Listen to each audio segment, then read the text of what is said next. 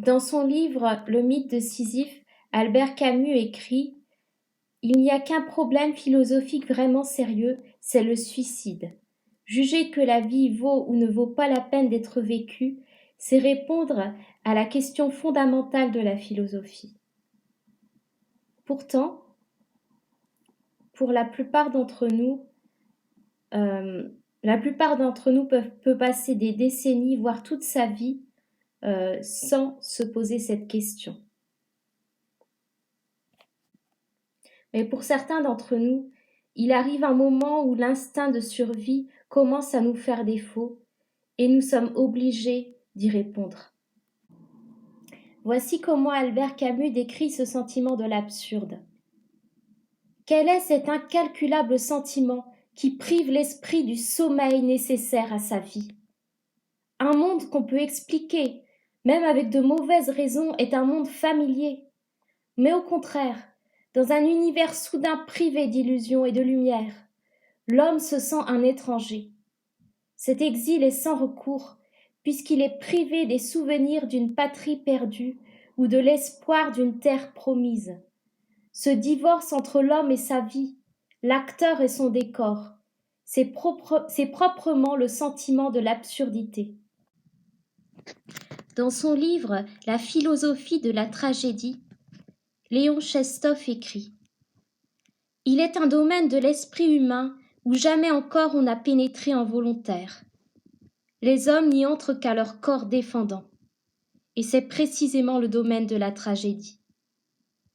Celui qui s'y est introduit se met à penser, à sentir, à désirer différemment des autres. Tout ce qui est cher aux hommes, tout ce à quoi ils tiennent, lui devient inutile et complètement étranger. Il est encore jusqu'à un certain point relié, il est vrai, à son passé. Il a conservé certaines croyances auxquelles on l'avait habitué dès son jeune âge. Ses anciennes craintes, ses anciens espoirs sont encore vivants en lui. Plus d'une fois, en lui se réveille la conscience torturante de son atroce situation et le désir de retrouver le paisible passé. Mais il est impossible de revenir en arrière. Les vaisseaux sont brûlés, la voie du retour est interdite. Il faut aller de l'avant, vers un avenir inconnu et toujours terrible. Et l'homme avance, sans même se demander presque ce qui l'attend. Les rêves de sa jeunesse, devenus irréalisables, commencent à lui paraître mensongers et faux. Il arrache de soi, avec haine et cruauté, tout ce en quoi jadis il croyait, tout ce que jadis il aimait. Il essaie de communiquer aux hommes ses nouveaux espoirs, mais tous le regardent, perplexes et craintifs. Sur son visage, où se reflète douloureusement son inquiétude, dans ses yeux qui brillent d'une lumière étrange, les hommes veulent discerner les signes de la démence, afin d'obtenir ainsi le droit de renoncer à lui. Et ils évoquent alors l'appui de leur idéalisme et ces théories de la connaissance qui leur ont permis de vivre paisiblement au milieu des énigmes mystérieuses et des terreurs qui les entourent. Dans sa nouvelle Le rêve d'un drôle d'homme ou d'un homme ridicule, Dostoïevski écrit « Quand je fus un jeune homme, bien que chaque année je sentisse grandir ma bizarrerie, je devins plus calme, sans savoir au juste pourquoi. Peut-être parce que me vint une douleur plus grande à penser que tout au monde m'était indifférent. Il y avait longtemps que je m'en doutais, mais tout à coup, l'année dernière, je le sus à ne m'y tromper. Je sentis qu'il m'était bien égal que le monde existât ou qu'il n'y eût rien nulle part. Alors subitement, je cessai de me fâcher contre les rieurs. Je ne fis plus attention à eux. Mon indifférence éclatait dans les plus petites choses. Il m'arrivait par exemple de me promener dans la rue en bousculant les gens sans m'en apercevoir. Je ne veux pas dire que ce fut par distraction. J'avais cessé de penser à quoi que ce fût. Tout me devint indifférent. Plus tard, ce même homme ridicule dit Il me semblait que le monde dépendait de moi. Il était pour moi seul. Je n'avais qu'à me brûler la cervelle et le monde ne serait plus. Peut-être vraiment qu'après moi, il n'y aurait plus rien, que le monde disparaîtrait au moment où disparaîtrait ma conscience. Qui savait si l'univers et les multitudes n'étaient pas en moi seul? Dostoïevski écrit encore dans son roman L'idiot. Néanmoins, l'inquiétude du prince devenait d'instant en instant plus poignante. Il errait dans le parc, promenant un regard distrait autour de lui. Parvenu à la petite place qui s'étend devant le Vauhall, il s'arrêta avec surprise à la vue des escabeaux et des pupitres de l'orchestre. Ce lieu le frappa, lui parut affreusement laid. Il s'éloigna et prit le chemin qu'il avait suivi la veille quand il était allé au Vauhall avec la famille et Pantchine. Arrivé au petit banc où on lui avait donné rendez-vous, il s'assit et soudain partit d'un bruyant éclat de rire, ce dont il fut profondément indigné aussitôt après. Sa tristesse ne le quittait pas. Il avait envie de s'en aller quelque part. Il ne savait pas où. Au-dessus de lui, sur un arbre, chantait un petit oiseau. Il se mit à le chercher des yeux à travers le feuillage. Tout à coup, l'oiseau s'envola, et au même instant, le prince se rappela cette phrase de la confession d'Hippolyte. La petite mouche qui bourdonne dans un rayon de soleil a sa place au banquet, la connaît et est heureuse. Seul, je suis un paria. Ces mots qui avaient frappé Michkine lui revinrent brusquement à la mémoire. Un souvenir depuis longtemps oublié commença à se réveiller en lui et soudain prit une forme précise.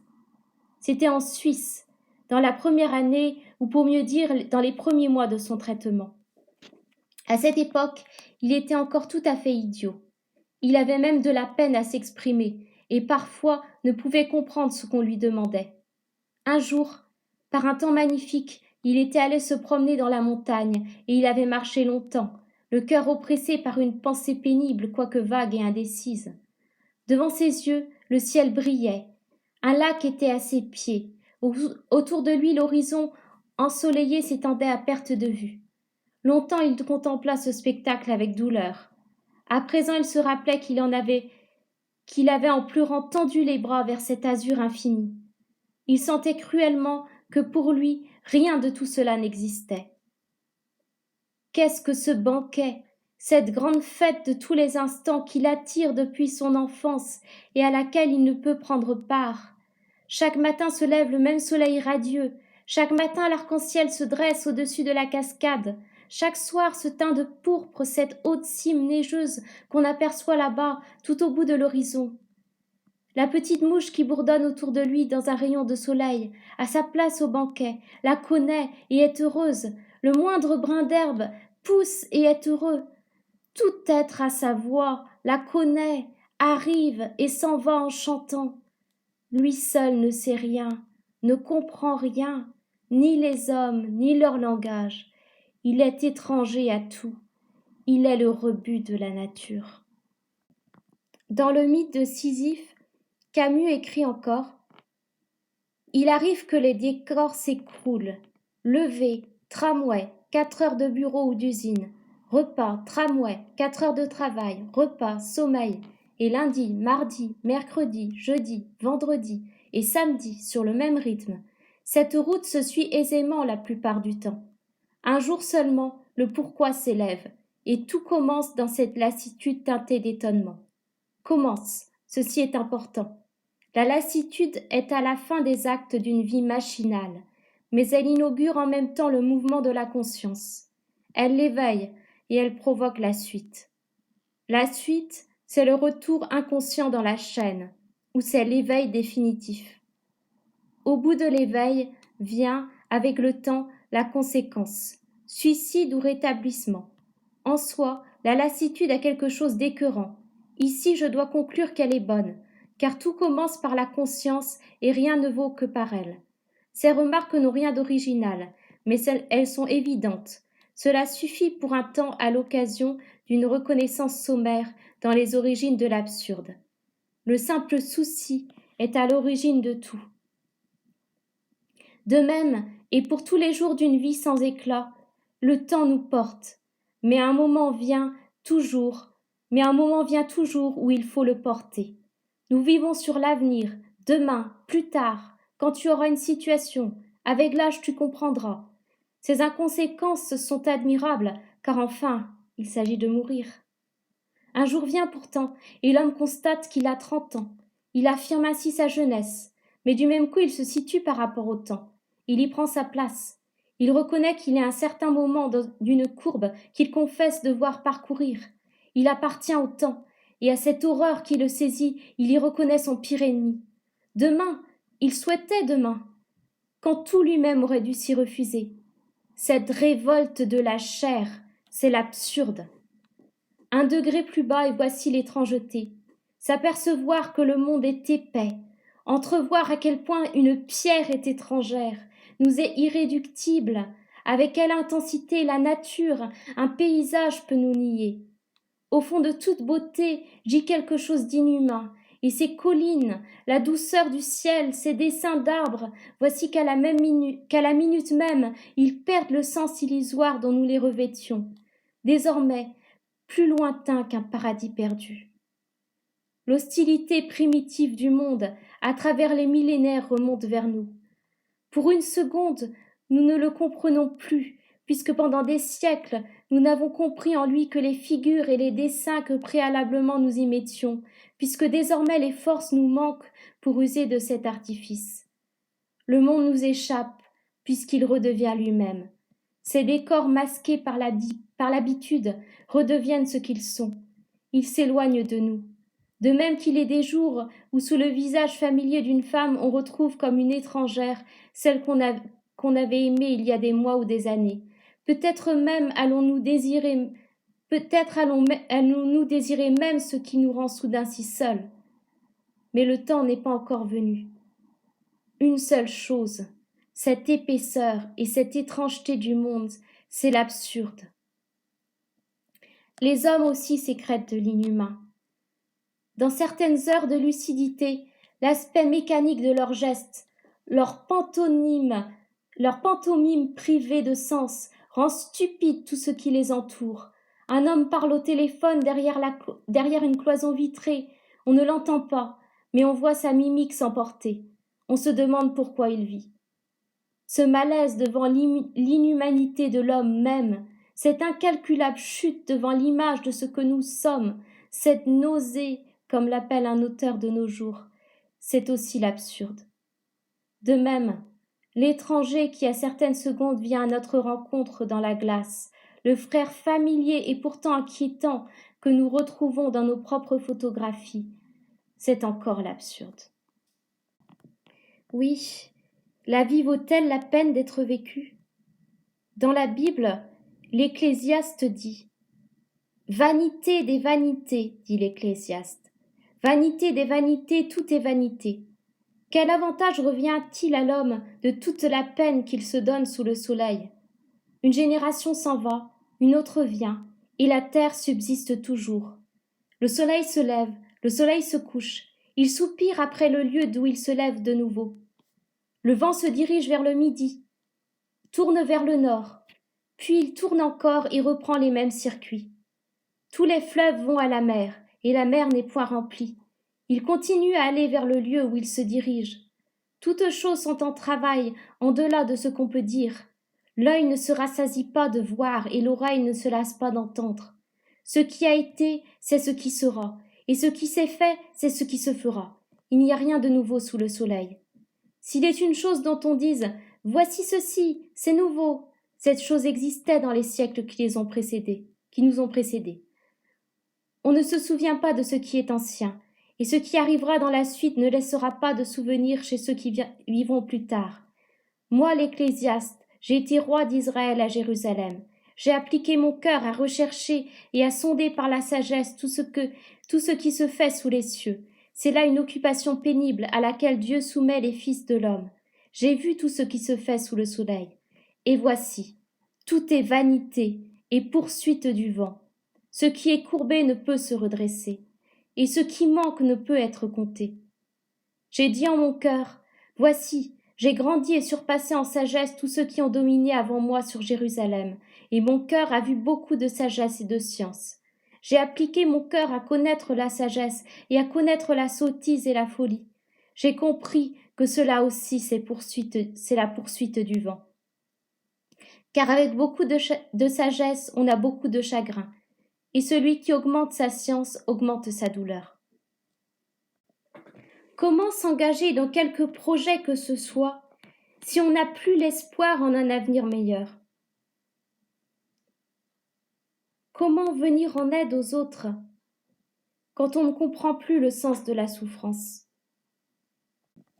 Je vais aider une personne qui souffre, mais il y en aura encore des dizaines de millions, des centaines de millions, des milliards qui continueront de souffrir. Pourquoi? Pourquoi vivre dans ces circonstances?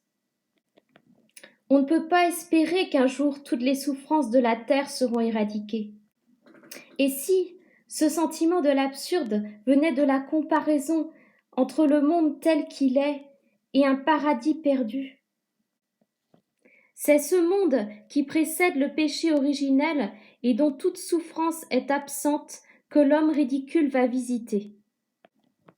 Mais en visitant ce monde parfait, l'homme ridicule ne peut pas s'empêcher de ressentir de la nostalgie envers la terre imparfaite qu'il a quittée.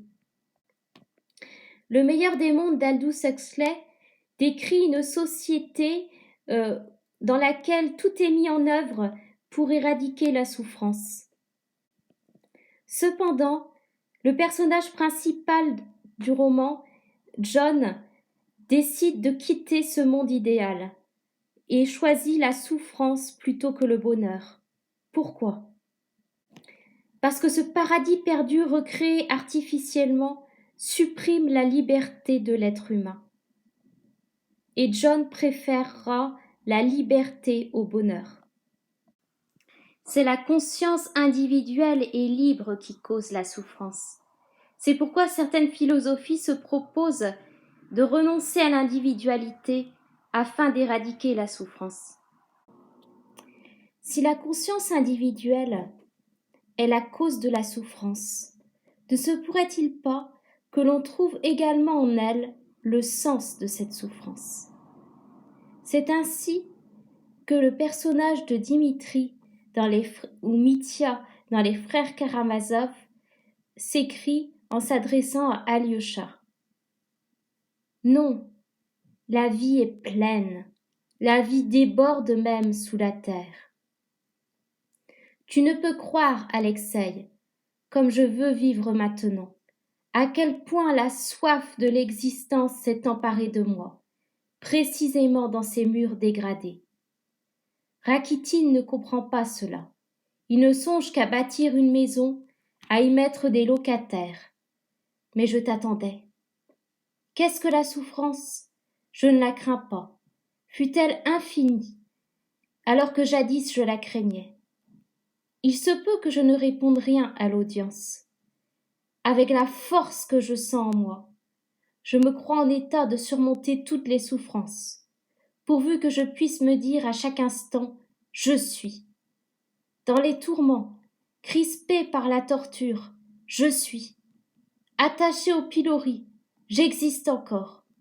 Je vois le soleil, et si je ne le vois pas, je sais qu'il luit. Et savoir cela, c'est déjà toute la vie. Dans le mythe de Sisyphe, Albert Camus dit encore « À ce point, le problème est inversé. Il s'agissait précédemment de savoir si la vie devait avoir un sens pour être vécue. Il apparaît ici au contraire qu'elle sera d'autant mieux vécue qu'elle n'aura pas de sens.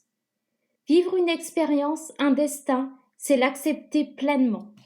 Or, on ne vivra pas ce destin, le sachant absurde, si on ne fait pas tout pour maintenir devant soi cet absurde mis à jour par la conscience. Nier l'un des termes de l'opposition dont on vit, c'est lui échapper. Abolir la révolte consciente, c'est éluder le problème. Le terme de la révolution permanente se transporte ainsi dans l'expérience individuelle. Vivre, c'est faire l'expérience de l'absurde. Le faire vivre, c'est avant tout le regarder. Au contraire d'Eurydice, l'absurde ne meurt que lorsque l'on s'en détourne. L'une des seules positions philosophiques cohérentes, c'est ainsi la révolte. Elle est un confrontement perpétuel de l'homme et de sa propre obscurité. Elle est une exigence d'une impossible transparence. Elle remet le monde en question à chacune de ses secondes. De même que le danger fournit à l'homme l'irremplaçable occasion de la saisir, de même la révolte métaphysique étend la conscience tout le long de l'expérience. Elle est cette présence constante de l'homme à lui-même. Elle n'est pas aspiration, elle est sans espoir. Cette révolte n'est que l'assurance d'un destin écrasant, moins la résignation qui devrait l'accompagner. Albert Camus dit encore « Cette révolte donne son prix à la vie. Étendue sur toute la longueur d'une existence, elle lui restitue sa grandeur. Pour un homme sans œillères, il n'est pas de plus beau spectacle que celui de l'intelligence aux prises avec une réalité qui le dépasse. Le spectacle de l'orgueil humain est inégalable. Toutes les dépréciations n'y feront rien.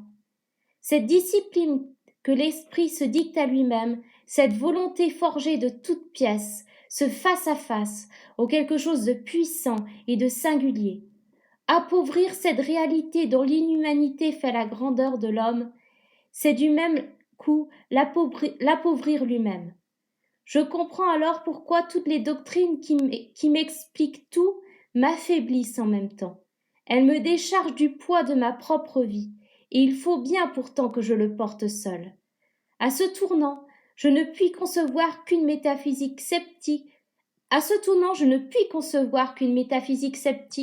Aille s'allier à une morale du renoncement. Conscience et révolte, ces refus sont le contraire du renoncement. Tout ce qu'il y a d'irréductible et de passionné dans un cœur humain les anime au contraire de sa vie. Il s'agit de mourir irréconcilié et non pas de plein gré. Le suicide est une méconnaissance. L'homme absurde ne peut que tout épuiser et s'épuiser. L'absurde est sa tension la plus extrême, celle qu'il maintient consciemment, d'un effort solitaire, car il sait que dans cette conscience et dans cette révolte, au jour le jour, il témoigne de sa seule vérité qui est le défi. Ceci est une première conséquence. Dans le film Joker, le personnage principal dit « Avant, je me disais que ma vie était une tragédie. Je me rends compte que c'est une comédie. » William Shakespeare a écrit « Le monde entier est un théâtre, et tous, hommes et femmes, n'en sont que les acteurs. Et notre vie durant, nous jouons plusieurs rôles. » Avant l'expérience de la vie, nous prenions les détails de notre existence et nos obligations sociales avec sérieux. L'absurde permet une prise de recul qui donne une nouvelle liberté. Dans le mythe de Sisyphe, Albert Camus écrit « L'homme absurde comprend que jusqu'ici, il était lié à ce postulat de liberté sur l'illusion de quoi il vivait. Dans un certain sens, cela l'entravait. Dans la mesure où il imaginait un but à sa vie, il se conformait aux exigences d'un but à atteindre et devenait esclave de sa liberté. Ainsi, je ne saurais plus agir autrement que comme le père de famille, ou l'ingénieur, ou le conducteur des peuples, ou le surnuméraire au PTT, que je me prépare à être. Je crois que je puis choisir d'être cela plutôt qu'autre chose. Je le crois inconsciemment, il est vrai, mais je soutiens en même temps mon postulat des croyances de ceux qui m'entourent, des préjugés de mon milieu humain. Les autres sont si sûrs d'être libres, et cette bonne humeur est si contagieuse. Si loin qu'on puisse se tenir de tout préjugé moral ou social, on les subit en partie, et même pour les meilleurs d'entre eux, il y a de bons et de mauvais préjugés. On leur conforme sa vie. Ainsi, l'homme absurde comprend qu'il n'était réellement pas libre. Pour parler clair, dans la mesure où j'espère, où je m'inquiète d'une vérité qui me soit propre, d'une façon d'être ou de créer, Dans la mesure enfin où j'ordonne ma vie et où je prouve par là que j'admets qu'elle ait un sens, je me crée des barrières entre quoi je resserre ma vie. Je fais comme tant de fonctionnaires de l'esprit et du cœur qui ne m'inspirent que du dégoût et qui ne font pas autre chose. Je le vois bien maintenant que de prendre au sérieux la liberté de l'homme. L'absurde m'éclaire sur ce point. Il n'y a pas de lendemain. Voici désormais la raison de ma liberté profonde. Je prendrai ici 2 comparaisons. Les mystiques d'abord trouvent une liberté à se donner, à s'abîmer dans leur Dieu, à consortir à ses règles, ils deviennent secrètement libres à leur tour. C'est dans l'esclavage spontanément consenti qu'ils retrouvent une indépendance profonde. Mais que signifie cette liberté? On peut dire surtout qu'ils se sentent libres vis-à-vis d'eux-mêmes et moins libres que surtout libérés. De même, tout entier tourné vers la mort, prise ici comme l'absurdité la plus évidente, l'homme absurde se sent dégagé de tout ce qui n'est pas cette attention passionnée, de tout ce qui n'est pas cette ascension passionnée qui cristallise en lui. Il goûte une liberté à l'égard des règles communes. On voit ici que les thèmes de départ de la philosophie existentielle gardent toute leur valeur. Le retour à la conscience, l'évasion hors du sommeil quotidien figurent les premières démarches de la liberté absurde. Mais c'est la prédication existentielle qui est visée, et avec elle ce saut spirituel qui dans le fond échappe à la conscience. De la même façon, c'est ma deuxième comparaison, les esclaves de l'Antiquité ne s'appartenaient pas, mais ils connaissaient cette liberté qui consiste à ne point se sentir responsable. La mort aussi a des mains patriciennes qui écrasent, mais qui délivrent.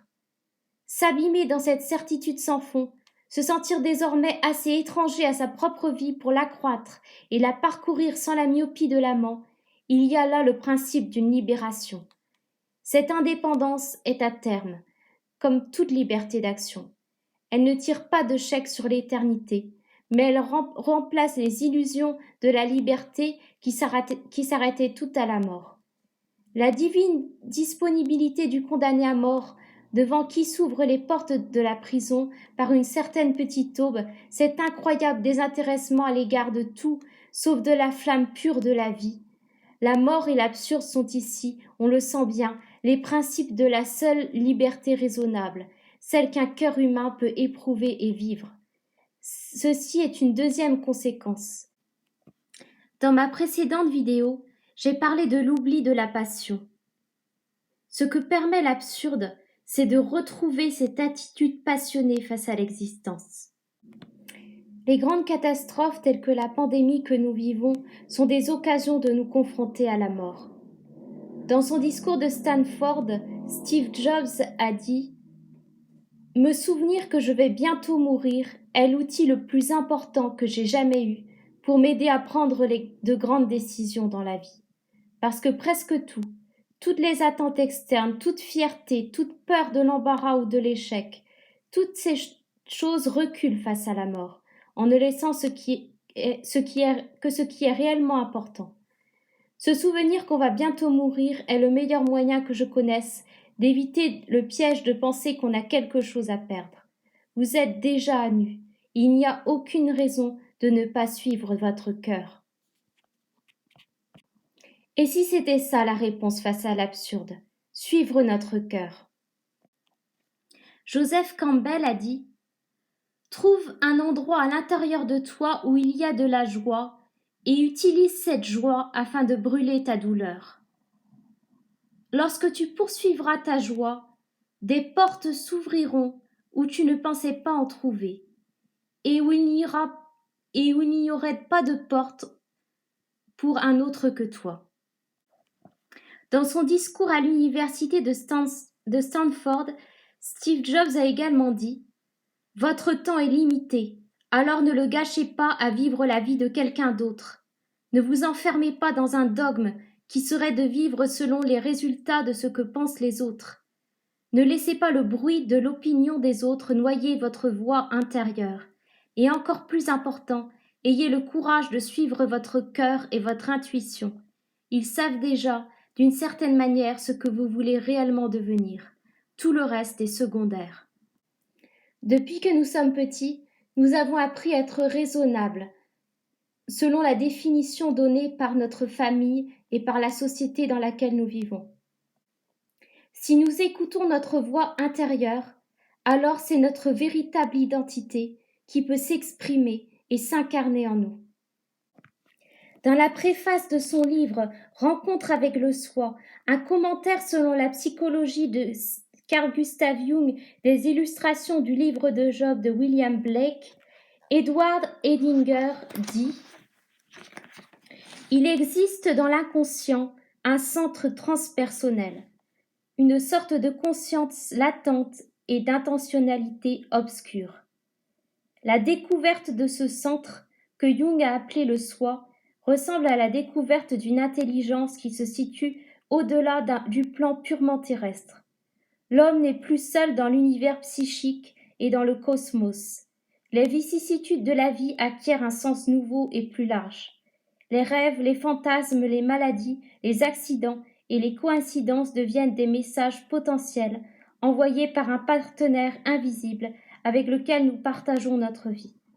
Au prime abord, la rencontre avec le soi est à proprement parler une défaite du moi. Mais avec de la persévérance et Deo volente, la lumière naît des ténèbres. On rencontre l'Éternel qui blesse et guérit, qui abaisse et élève, qui rend petit et élargi, en un mot, celui qui fait de nous une totalité. Le philosophe chrétien russe Nicolas Berdyaev a écrit « L'esprit est liberté. Il ne connaît pas la contrainte des choses objectives. En lui, tout est déterminé par l'intérieur, par la profondeur. Être en esprit, c'est être en soi-même. La nécessité du monde naturel n'est pour l'esprit que le reflet de ses processus intérieurs. » Dans le même livre, Esprit et liberté, il écrit aussi La liberté est exprimée de façon géniale chez Dostoïevski par le héros de l'esprit souterrain. L'homme est un être irrationnel, et plus qu'à toute autre chose, il tient à vivre selon sa propre volonté. Il consent à la souffrance au nom de cette libre volonté. Il est prêt à renverser tout ordre rationnel de la vie, toute harmonie, si elle doit le priver de sa liberté de choisir, si elle doit lui être imposée. Plus loin, il écrit « La liberté de l'esprit suppose un embrasement de l'esprit. Or cet embrasement ne se rencontre pas si souvent, et tel n'est pas le fondement habituel des sociétés humaines. Les mœurs, les coutumes et les sociétés généralement s'affaissent et se cristallisent du fait de l'extinction du feu spirituel. L'homme peut se passer de la liberté, et la revendication de la liberté de l'esprit, qui engendre le tragique et les souffrances de la vie, n'est pas une revendication humaine, mais divine. Ce n'est pas l'homme, mais Dieu qui ne peut se passer de la liberté humaine. Dieu exige de l'homme la liberté de l'esprit. Il n'a besoin que de l'homme libre d'esprit. Le dessein divin de l'homme et du monde ne peut s'incarner sans la liberté de l'homme, sans la liberté de l'esprit. La liberté humaine a pour fondement l'exigence de la volonté divine. Pour conclure cette vidéo sur l'absurde et la liberté, je vais vous lire cet extrait des mémoires écrites dans un souterrain de Dostoïevski. Dans la vie, à chaque instant, on tombe sur des gens de bonne conduite et raisonnables. Des gens, des amis du genre humain qui se fixent précisément pour but de marcher aussi droit, aussi raisonnablement que possible, d'éclairer pour ainsi dire la route de leur prochain, afin de lui prouver en somme que l'on peut réellement vivre sagement et raisonnablement sur cette terre. Et alors, on le sait bien, nombreux sont ceux qui, tôt ou tard, sur la fin de leur jour, se sont trahis eux-mêmes en engendrant quelque anecdote, parfois des plus scabreuses. À présent, laissez-moi vous demander ce que l'on peut attendre de l'homme, être doué d'aussi étranges qualités. Comblez-le de tous les biens terrestres, noyez-le dans le bonheur, de telle sorte que seules les bulles viennent crever à la surface comme si c'était de l'eau. Accordez-lui une telle abondance économique qu'il n'ait plus rien d'autre à faire que dormir, que manger des gâteaux et pourvoir à la non-interruption de l'histoire universelle. Eh bien, même là, l'homme, même là, rien que par ingratitude, par malice, il trouvera le moyen de vous jouer un tour de cochon. Il ira jusqu'à risquer ses gâteaux et souhaiter délibérément le plus néfaste non-sens, l'absurdité la plus anti-économique, rien que pour mêler à tant de sagesse positive son funeste élément fantastique. C'est justement ces désirs fantastiques, sa bêtise la plus triviale qu'il voudra conserver à son acquis, à seule fin de se confirmer à lui-même, comme si c'était tellement indispensable, que les hommes sont encore des hommes, et non des touches de piano, dont daignent jouer les lois de la nature en personne et de leurs propres mains, mais en menaçant de faire durer la musique jusqu'au moment où l'on ne pourra plus rien vouloir en dehors du calendrier. Et ce n'est pas tout. À supposer même qu'il soit une touche de piano, qu'on lui prouve par les sciences naturelles et mathématiques, là aussi il voudra refuser d'entendre raison, et se livrera exprès à quelque acte contraire par pure ingratitude, rien qu'elle, en somme pour avoir le dernier mot. Et s'il est démuni de moyens, il inventera la ruine et le chaos, il inventera 1000 souffrances, mais il aura le dernier mot.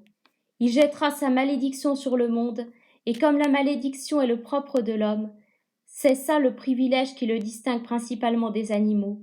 Ma foi, par sa seule malédiction il arrivera à ses fins, c'est-à-dire à se convaincre vraiment qu'il est un homme et non une touche de piano.